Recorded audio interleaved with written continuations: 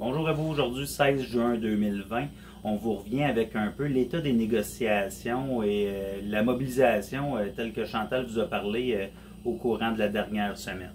Donc, on peut dire qu'on est fiers du travail accompli depuis le 13 mars dernier. Que ce soit pour les centres administratifs, le service de garde d'urgence ou le suivi qui a été fait dans les écoles, le personnel de soutien a été là depuis jour 1 et poursuit jusqu'à ce jour ses efforts et son travail. Donc, chapeau. Dans le fond, ce qu'on voulait, comme Chantal vous a expliqué la semaine dernière, c'est qu'on voulait une suspension des négociations pour 18 mois. Question de passer au travers de la pandémie qui nous touche actuellement pour après ça se concentrer vraiment sur la négociation, chose que le gouvernement ne veut pas. Et il veut accélérer la négociation. Donc, où ce qu'on se retrouve présentement, c'est le mot d'ordre du gouvernement, c'est un peu de régler avant l'été, si on peut dire. Tout le monde sait pertinemment, comme Chantal nous a expliqué la semaine dernière, là, que à partir du 19 juin, il y aura une mise à jour économique du gouvernement, où ce qu'on passera des surplus budgétaires, on s'entend, à un déficit assez gigantesque, là, étant donné l'investissement qui a été mis dans certains services qui avaient été malmenés au cours des dernières décennies.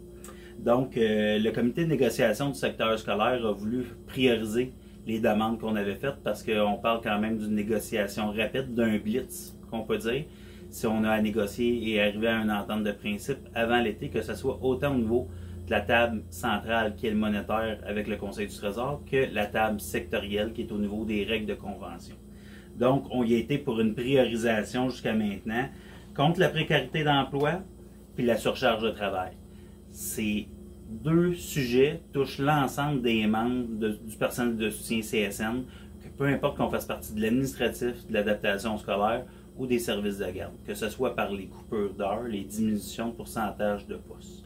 Donc, c'est important de voir à ce que prioriser ces demandes-là pour commencer et d'aller chercher le plus possible. C'est sûr que ces demandes-là, quand vous regardez le cahier de négociation, touchent beaucoup de demandes qu'on avait en lien avec ça. On a une convention collective qui est mature, qu'on appelle, donc c'est une convention qui existe depuis plusieurs années. Chose qui est à voir, c'est si le gouvernement a vraiment dans l'intention de régler les conventions collectives avant le début de l'été, c'est le temps pour lui de se mettre à la table et de prouver au personnel de soutien qu'on est important, qu'on a fait le travail depuis le 13 mars et qu'on était au rendez-vous. On a répondu présent au travers de tout ça. Donc, c'est à lui de nous démontrer qu'on mérite ce qu'on demande, on n'exagère pas, c'est justifié. Peut-être pour revenir à ce que Chantal nous parlait la semaine dernière, je viens de vous parler des négociations sectorielles, mais on a mis en début de semaine les dépôts patronales précisés. On a mis sur le Facebook, on vous a envoyé par courriel une feuille comme ça. Juste pour vous donner une idée de ce qui est là. On parle entre autres les 5, j'allais dire les 5, mais les 7 demandes prioritaires là, pour le gouvernement, pour la table sectorielle, pour la convention, c'est pas d'abolition de poste, même s'il y a des baisses d'heures, une baisse de 10%. On le sait qu'en service de garde, la baisse de 10% existe, mais au niveau administratif et adaptation scolaire, s'il y a une baisse, le poste est aboli et on peut déplacer. On comprend encore que l'employeur, les commissions scolaires, désirent qu'il y ait le moins de mouvement possible, qu'on soit dans une école et qu'on ne bouge pas de là. Pas d'heures supplémentaires payées jusqu'à temps qu'on fasse 35 ou 38 heures, 3 quarts, là, dépendamment des corps d'emploi. Donc, aucune heure supplémentaire. Donc, je vais vous donner un petit poste, puis ça ne me coûtera pas plus cher d'ajouter des heures pour que tu te rendes à 35 heures.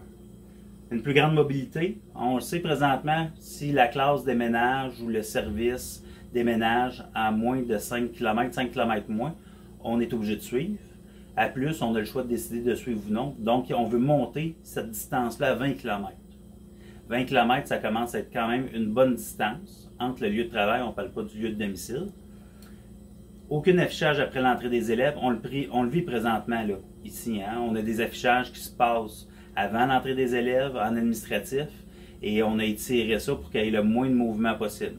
Ce qui fait en sorte qu'il priorise des personnes qui viennent d'arriver dans l'organisation, qui sont soit dans la banque de candidats ou la liste de priorité, et qui pénalise en quelque part les personnes qui ont de l'ancienneté.